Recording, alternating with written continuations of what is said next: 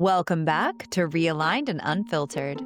This week, we're exploring the 4 agreements as a roadmap for life, not as rules to follow, but as tools for reclaiming agency and self-authorship. At the center of this conversation is responsibility in its truest sense, our ability to respond.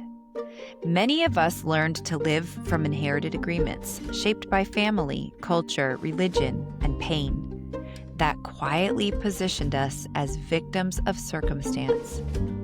The 4 agreements invite a different path, a shift from unconscious reaction to conscious response, from victim to warrior. From a soul perspective, we didn't come here to avoid darkness, but to know ourselves as light through contrast. Responsibility, then, isn't blame, it's remembrance. A return to choice, awareness, and sovereignty. We'll explore how each agreement supports that awakening and helps us break old contracts that no longer serve who we're becoming. This is Realigned and Unfiltered. Together, we're peeling back the layers, exploring consciousness, and transforming life's messiness into meaning. Hey, Carly, how's it going? Oh, so good. Hi, Diana. And hi, everyone, our beautiful listeners. This is so great. Yes, it is. And today, you guys have been tuning in and listening. We've been going over all the 4 agreements as individual episodes. And today, we're going to look at the bigger picture of what the 4 agreements is all about. There's so much to take away from the 4 agreements and the bigger message. There is. And so this episode can be a standalone episode. And if this is your first time tuning in to the episodes, welcome. And I would highly recommend going back and listening to this playlist, listening to the way that we layered these agreements with one another. Everyone has such good meat for us, but this is a great episode to really pull it all together.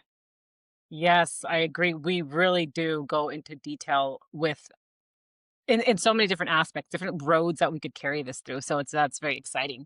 Uh-huh. And I kind of want to just kick it off with talking about what these 4 agreements really are, because they're not rules in our lives or like those moral rules that we need to follow. They're not about, this is the commandments of my life, and it's not about perfection in our lives either. But Right. really, it's about interrupting. We talk a lot about the programming and how we've been conditioned. It's about interrupting the programming, interrupting the old conditioning, Uh-huh. and allowing access to the Uh-huh. higher levels of consciousness, to our Uh-huh. higher selves, right? Yes.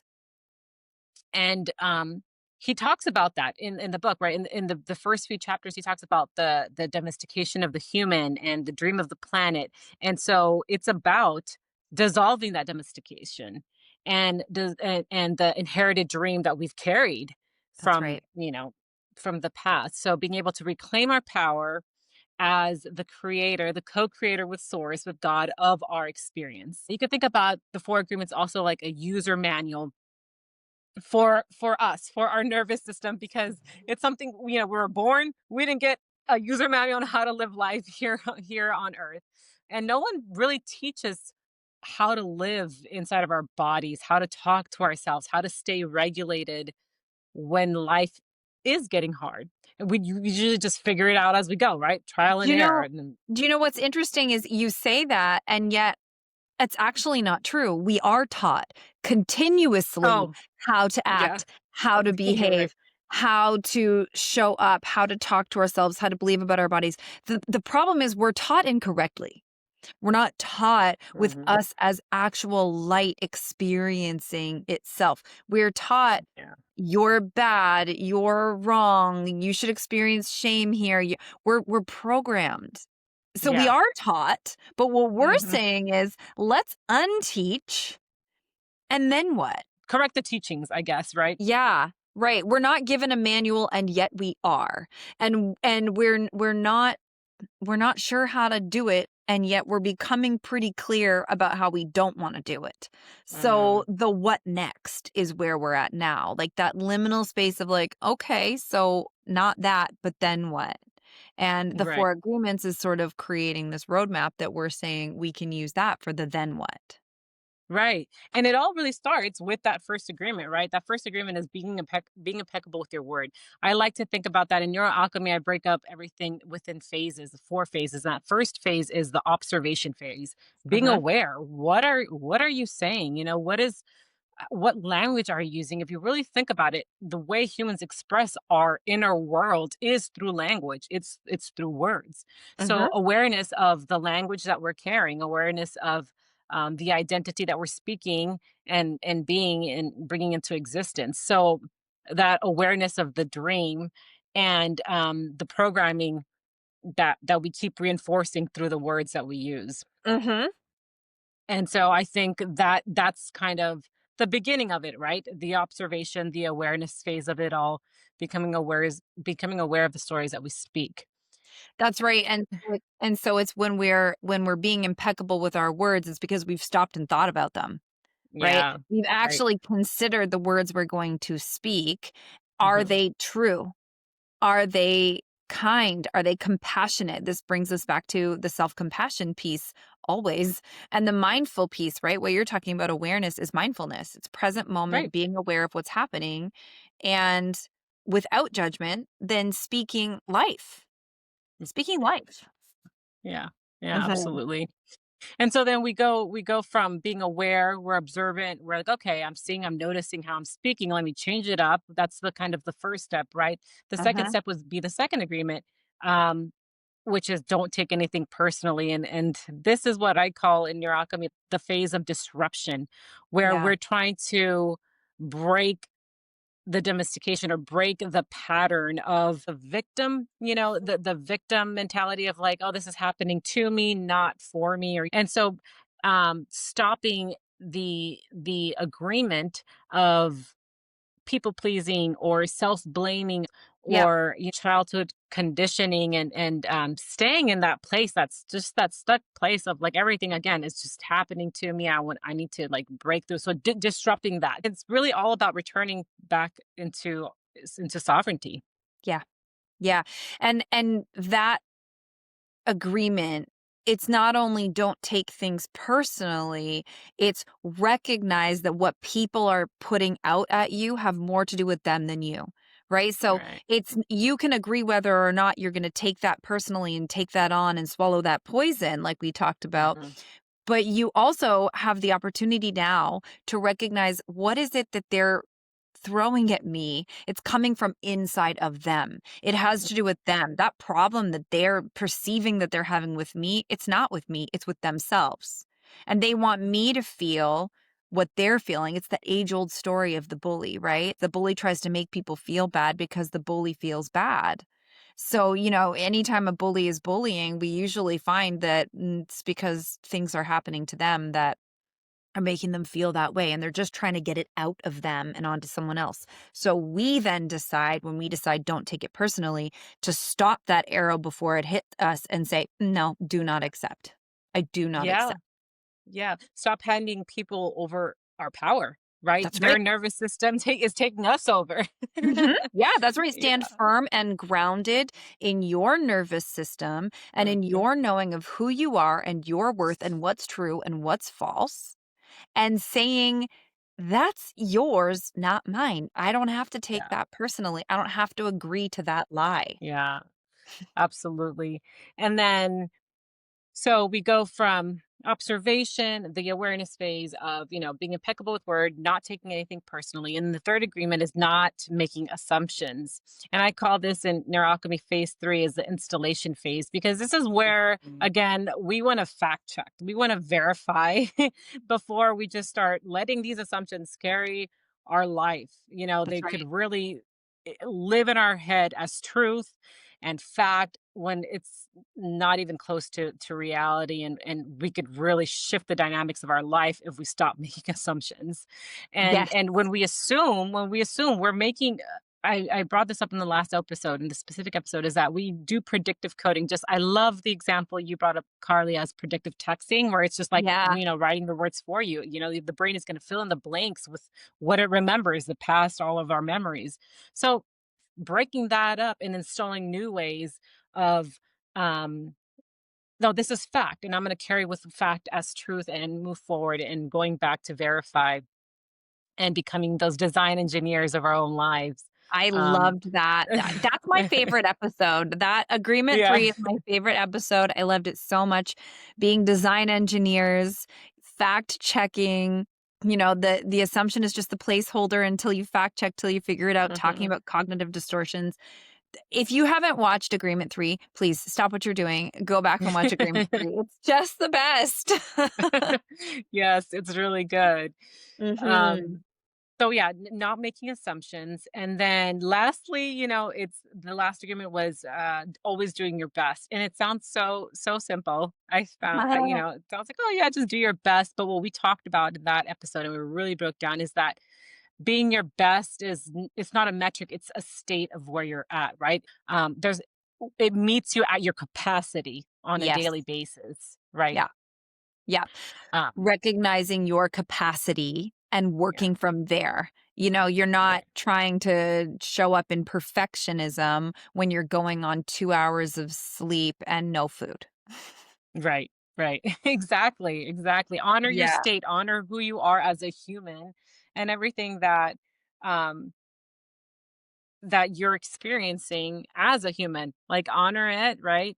Yep. And being able to okay, this is where I'm at today. If I'm, not feeling my best, give my body a chance to rest, recover. It's what it needs. If I exhaust it, that's when I get overstimulated, overwhelmed, and all the stuff that we don't like feeling. Yeah, and that's the action point. Always do your best is the action point, and I also like to think Yeah. of it as an opportunity for self-compassion in action.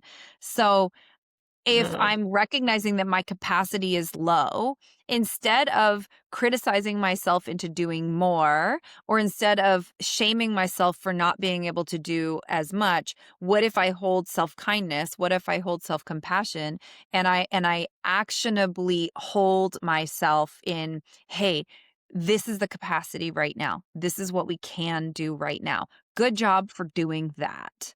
Then we create a soft landing place and an opportunity to rest and restore. And when we are rest and restored, we can show up with more. Right, right. And we read these four agreements and they sound so kind of they don't sound complicated. But the reason we broke these down in each episode is because they're not easy either. That's Right? right. Yeah, like we need, there's some things to really consider and think about. They're very Mhm. simple in nature, but also they're not easy because they're not about us controlling life. It's about how we meet life, and what it's presenting us with. And so that's why I like thinking about it as a user manual or the map that we can look at Yeah. as we navigate life. Yeah. Yeah, it's so true. Mhm. It's so good. And I have this favorite quote from Carl Jung. He's granddaddy psychology to me. I just absolutely love Carl Jung, and he has this incredible quote that says, and I probably already said this on the podcast, and I will continue to. No apologies. You are not what happened to you. You Mm, are what you choose to become. mm, And that one hits you in the gut. yeah. Or it hits you in the heart, it depends where you're at. And what he's speaking about is the process of individuation. What he's speaking about is the deprogramming. What he's speaking about is the becoming, Mm, alchemizing what happened to you and deciding what you're going to become. And so it's going from that victim mentality to that warrior mentality that the Four Agreements talks about. mm, And how do we do that? How do we follow the four agreements? How do we alchemize what happened to us and choose what we become?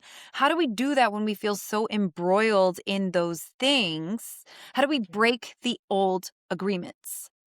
That's right, the I think that's like the question. You go through all of these things and you're like, yeah, yeah, yeah, okay, I can do that. I can try that. I can do that. But what about the fact that I have all these other agreements? right. What Mm, about the fact that I do believe all of these things that I was taught all my life? mm, yeah. How do I do that? And so this is the moment where we talk about what is freedom, right? Mm, Are we slaves in this life or are we free? yeah. And what does it even look like and how do we even know? And I have notes. I have notes because I want to make sure that I get this right, you know? Yeah. True freedom is about the human spirit being able to be what it really is. Mm, Who were you before you got here and what did you come here to do? I we will explore this concept again and again in different oh, and ways. different. Yeah. If it means that I came here to be a certain way and I'm not being that way, or if it means that I'm light, but I'm here covered in darkness, what happens? Who's to blame? Who's to Mm, blame for me not being able to live free? Is it my religion? Is it my society? Is it my government? Is it my parents? So Don Miguel Ruiz is a straight shooter on this point. mm. He says, you're the problem. You're to blame. What's the truth? Who is to blame? You. Mm. That's Ow. hard for a lot of people to hear. That's Yeah. hard for a lot of people to like, "What? No, me? What? That's not me. That's a because if that person was that way or if they Mhm. changed, then I would change." Right? What is It's that? not my fault that I was raised by these people who taught me these things. It's not my fault that that thing happened to me and I had to self protect. It's not my fault that I was raised in a cult. Whatever it Mhm, is, sure, it's not. And you had to do what you had to do to survive. And perhaps that was make that agreement. Perhaps that was create that part of you that existed to protect you, that existed to mhm, keep you safe in those experiences. And mhm, now you're awakening. Now you're recognizing the agreements that you made that no longer serve you. You are at that liminal moment of I see the truth and now what?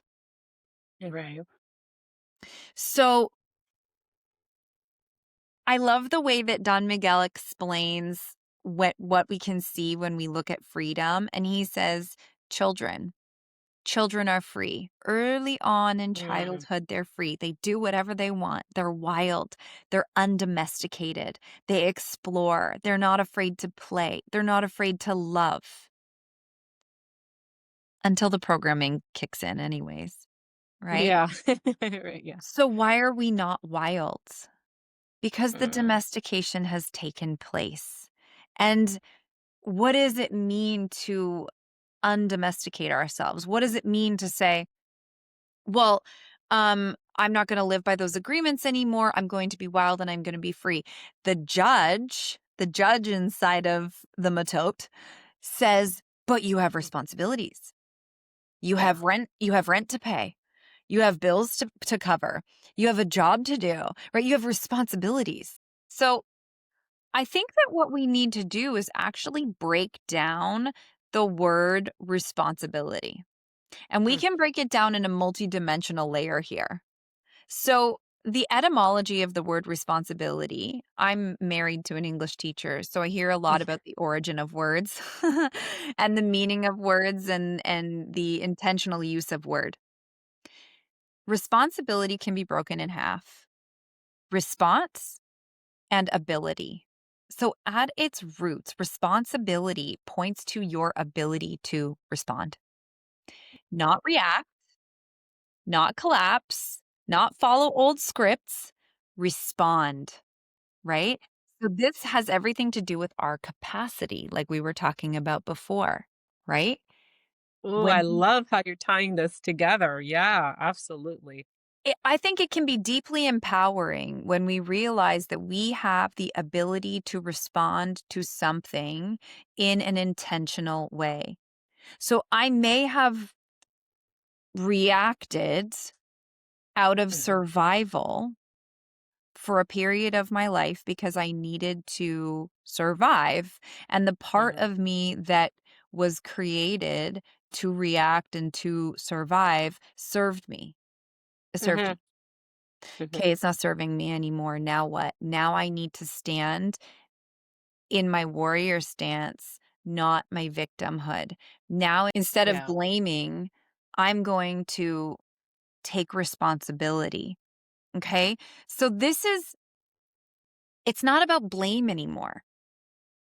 It just reminded me, like, when I think about the word responsibility, automatically what comes to me is accountability. Because to your point, you're saying, okay, now we have the ability to respond differently. And that's the accountability we each carry Yeah. for ourselves, is being Yeah. accountable on our ability to respond, right? Yeah. Yeah. Absolutely. Absolutely. And when we start holding ourselves accountable to our responses and to the life that we want to live and to the path that we believe that we're on, it brings this extra layer of awareness. And that's what this whole thing is. The awakening is the awareness. It's coming into awareness and then Start. living in accountability to that awareness. And so we're choosing our responses. Hmm. And we can choose to keep feeling pain, feeling anger. It's like that whole conversation that we have about when somebody's doing something and we say, "Well, you made me mad," or "You made me freak out." We're giving somebody else a lot of power if we're saying they Yeah. can make us do something. Right. The "you made me," this outward pointing, it takes away your power. Hmm. Come back this way. I feel hurt, angry, disappointed, whatever I feel. I feel these things based on what's being said to me. Now, let me run it through my agreements, right? Let me run Mm. it through. Do I want to take that personally? Do I want to assume meaning? Hmm. Let me take those two things into consideration and then be impeccable with my word Right. and Yeah. do my best, right? And so Right. we have this whole walk. Now there are other layers to the concept of responsibility. There's the psychological layer, right? The programming, being aware of the programming like we've been talking about so much.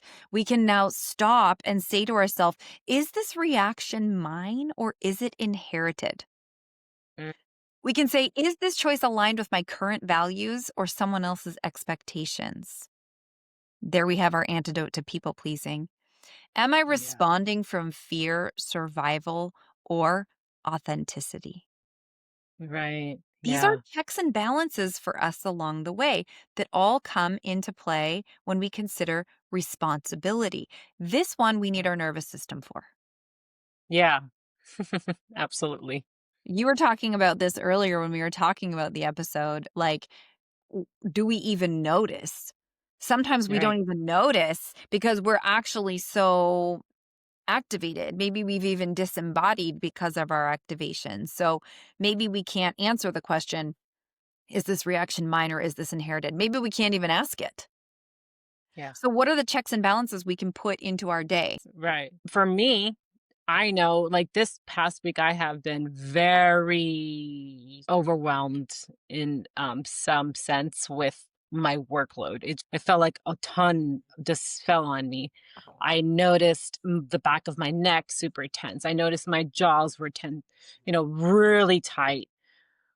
So I was like, "Oh," and then because I was living out, I was, "Oh, now I have to just get things done," and I got into, like, work mode very intensely, and then I was, like, not even realizing, like, I'm like, my body is tense. I'm even, on the computer, I was like, I had to pay attention to what my body was telling me. I was like, "Oh, wait, hold on. Let me recalibrate here," and I Yeah, messaged you, like, like, I could feel it in my jaw, and so noticing, what is your body telling you is one way to really um get back into that n- awareness of, hey, I need to recalibrate now. absolutely. you know Absolutely. And when you're new to this type of practice, what we're talking about when we're talking about like paying attention to the programmed responses, is this reaction mine or inherited? We're talking about metacognition. So we're talking about thinking about thinking.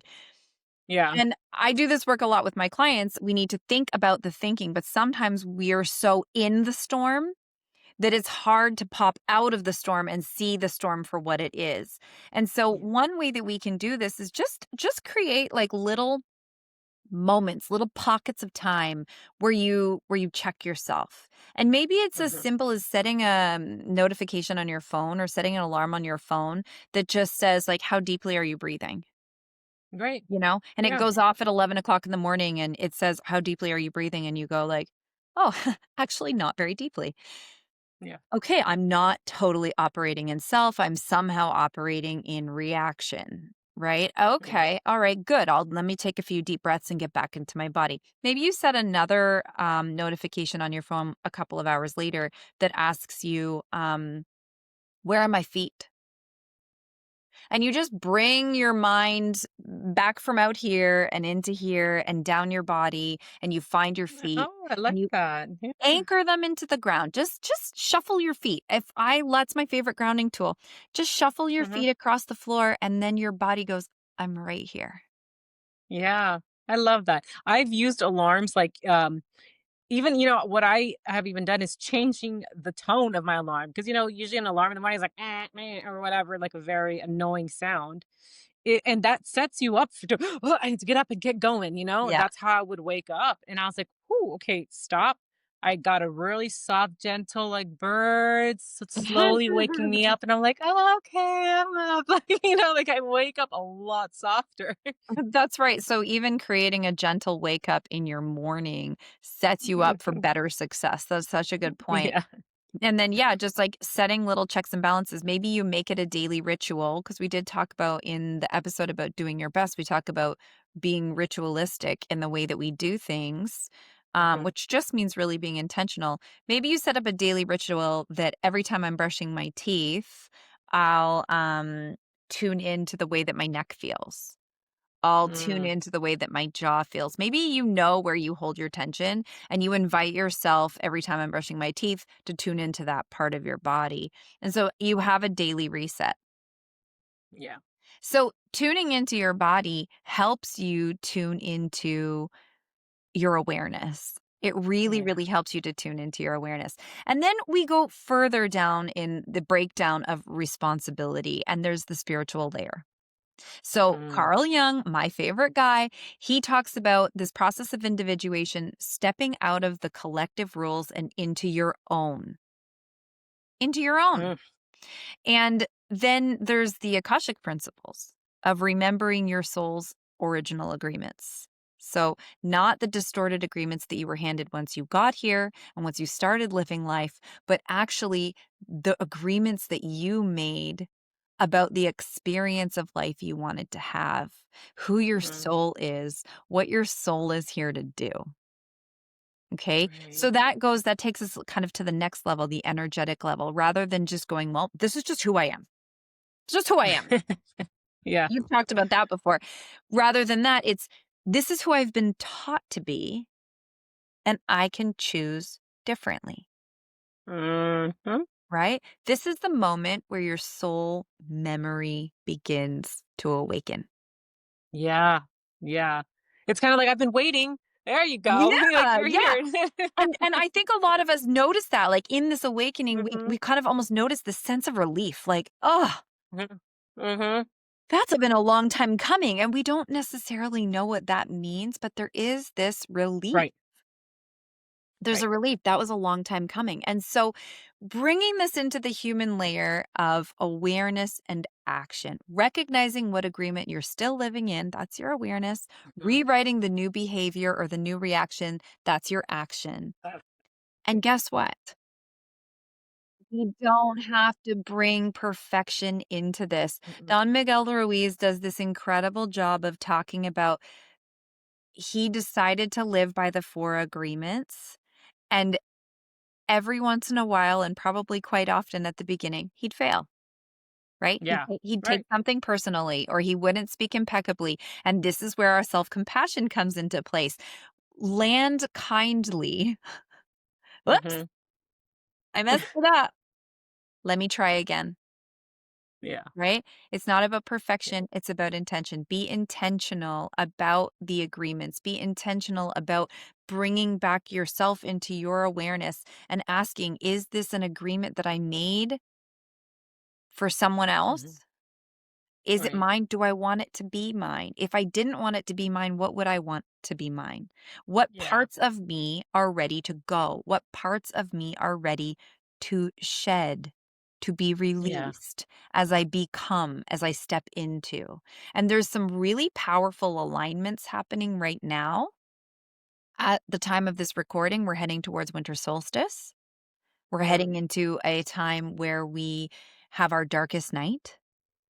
Mm.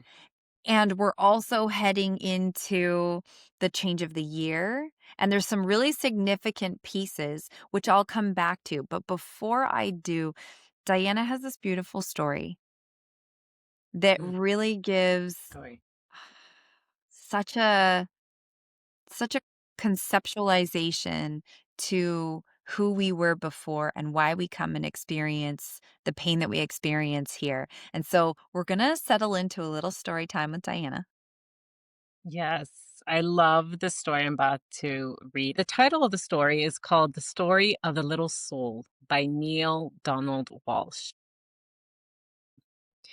Once there was a little soul who got very excited one day, ran to God and said, I know who I am. God said, That's nice. Who are you? The little soul said, I am the light. God said, That's right. You are the light. The soul thought for a second and said, But I want to be the light. God said, But you are the light. The soul said, I know I am the light, but I want to be the light. I want to experience myself being the light. I want to know myself in my own experience. God said, Oh, I see. You want to experience being who you already are. The little soul said, Yes, that's it. I want to experience myself being the light, not just know it, but experience being the light. God replied, That is understandable, but it is a bit of a challenge because, you see, there is nothing else but the light. For I have created nothing but the light. For you are as a candle in the sun. You are there for sure with a billion, billion, billion other candles that make up the sun. But the sun would not be the sun without you, nor would it be the sun without one of its candles. And that would not be the sun at all.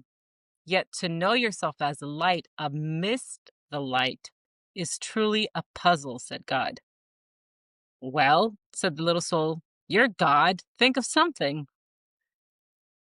God said, I will and I have. Here is what we will do. You cannot experience yourself as a light amidst the light. So we will surround you with that which you are not. We will imagine together that which is not you, and we will surround you with it, and we will call it the darkness. We will surround you with the darkness. We will surround you with the opposite of that which you are, so that you may know in your experience how brightly you shine. The little soul said, Okay, I am ready. Bring on the darkness. I can be the light. And that's not even the end of the story, but I think that is just a really good place to stop. I So good. think that that is so incredibly powerful.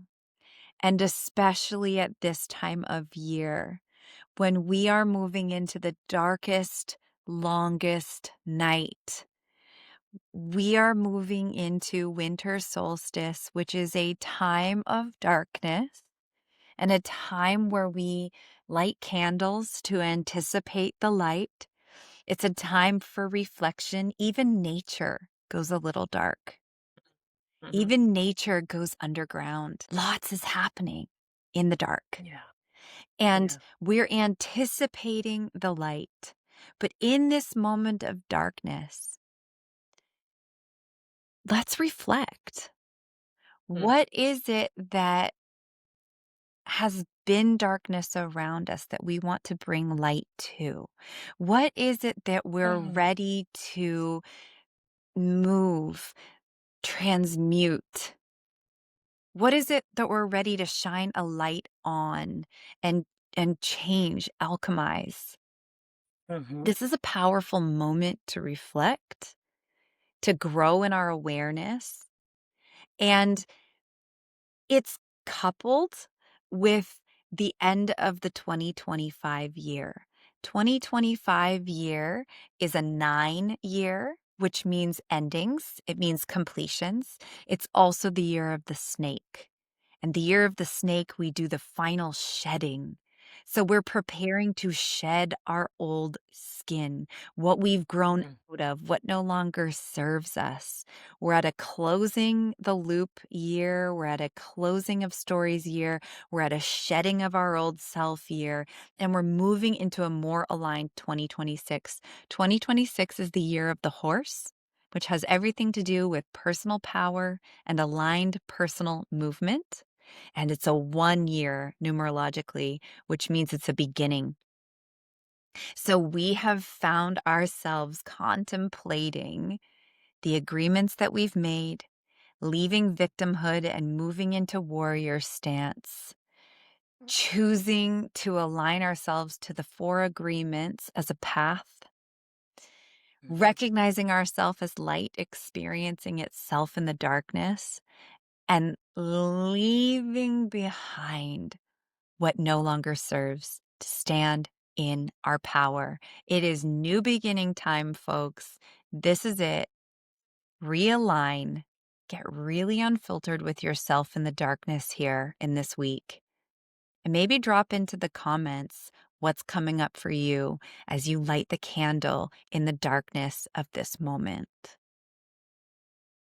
This has been a beautiful episode, Diana. Thank you so much for this time that we have spent exploring this book and these concepts. I've really appreciated all of your wisdom and insight.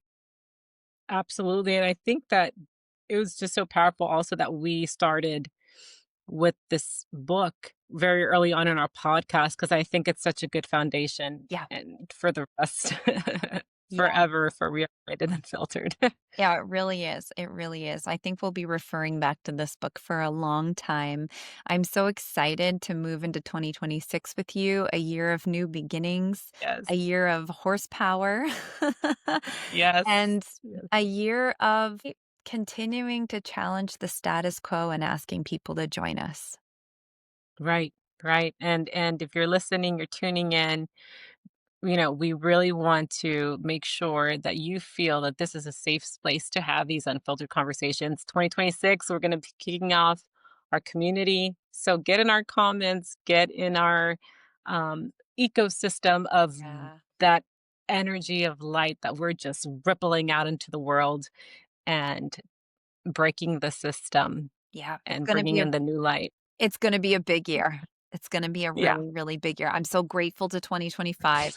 I'm so grateful for all that we have begun even in a year of endings, and it's really encouraged me to strip away the layers that no longer serve. It's really encouraged me to allow the shedding of so much of my old self, and I'm just so excited about what's coming. And just one final thought, Carly. This podcast and being able to kind of verbalize and put out there everything that I internally have gone through, felt, and know has helped me so much. I know it's helped you so much, as you just Yeah. said, shedding of our own, skin that we're really bringing in these new layers. And that's why we, are really emphasizing the community aspects of this. 2026, we are looking forward to kick off a monthly community live session where we could just come in and talk. Yeah, And it is so energetically, shifting when you're able to take everything you're feeling in the inside and bring it out right. through our language, right? and learning how to start becoming impeccable with our word as we Yeah. start speaking within our own community and supporting each other as we pour in this new light and this new skin. 2026 group calls, group hangs, group discussions are coming at you. Yes. Have a wonderful and happy New Year celebration. Happy New Year, everybody. Thank you for spending this time with us today. If this conversation resonated with you, helped you feel seen, or expanded something in you, we would love for you to stay connected. Make sure to follow the podcast so you never miss an episode, and share this with someone who's also awakening on their journey. And if you feel called, please leave us a comment. It helps this message reach more people who are realigning with their truth, and it helps us feel connected to you. You can always reach out to us or join the conversation at realignedpod@gmail.com. We are building a community of humans waking up inside the dream, and we're so grateful you're part of it. Until next time, stay curious, stay awake, and stay realigned.